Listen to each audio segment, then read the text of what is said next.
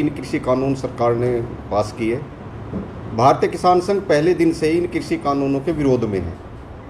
हम कुछ संशोधनों की मांग कर रहे हैं और उन संशोधनों के लिए हमने गत वर्ष ही प्रधानमंत्री को पूरे देश के 24,000 गाँव से ईमेल किए, जिनमें 1,070 गाँव हरियाणा के थे।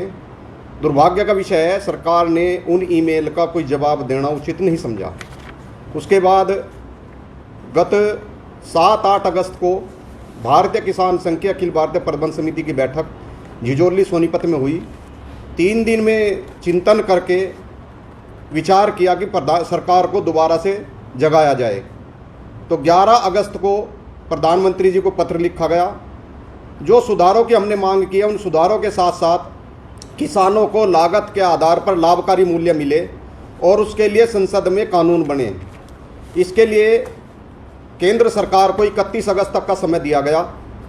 31 अगस्त तक यदि सरकार इस बात का जवाब नहीं देती तो तय किया गया कि 8 सितंबर को पूरे देश के जिला मुख्यालयों पर भारतीय किसान संघ धरना प्रदर्शन करके पुनः जिला उपायुक्तों के माध्यम से प्रधानमंत्री जी को ज्ञापन देगा। यदि 8 सितंबर के बाद भी सरकार बातचीत के लिए नहीं बुलाती या इस विषय पर कोई निर्णय नहीं लेती तो फिर भारतीय किसान संघ आगे की रणनीति बनाएगा। सर, भारतीय किसान संघ को कहीं ना कहीं केंद्र सरकार से जुड़ा हुआ माना जाता है। आरएसएस का से निकली हुई आपकी संस्था है, तो ऐसे में आपकी बात को भी नहीं माने तो क्या कोई कठोर कदम उठाया जाना चाहिए या संस्थागत रूप से वैचारिक मतभेद पैदा होने वाली स्थिति है? नहीं, सरकार कहीं ना कहीं अहम में है, किसी की भी नहीं सुन रही है। पिछले 1 वर्ष से सारा देश किसानों की राजनीति चारों तरफ घूम रही है। 9 महीने से कुछ लोग आंदोलनरत भी हैं। उनके क्या कारण हैं, उनके विषय अलग हैं, लेकिन कहीं ना कहीं सरकार का अहम इसमें टकरा रहा है। न सरकार हमसे बातचीत कर रही है, न किसी और से कर रही है। इस देश में 650 संगठन रजिस्टर्ड हैं, जिनमें केवल 40 संगठन हम मानते हैं वो कि उस पर बैठे हैं बॉर्डरों पर। बाकी संगठनों से भी सरकार बातचीत करके समस्या का समाधान कर सकती थी यदि वो चाहे तो।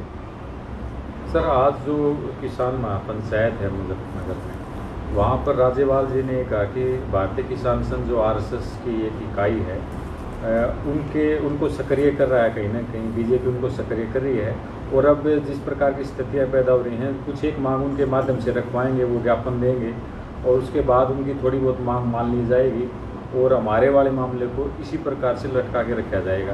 तो ऐसी कोई रणनीति बता रहे हैं क्या आप? उस रणनीति के तहत इस प्रकार के आरोप लगाए हैं, आपका क्या मानना है? देखिए, जनसभा में बोला उन्होंने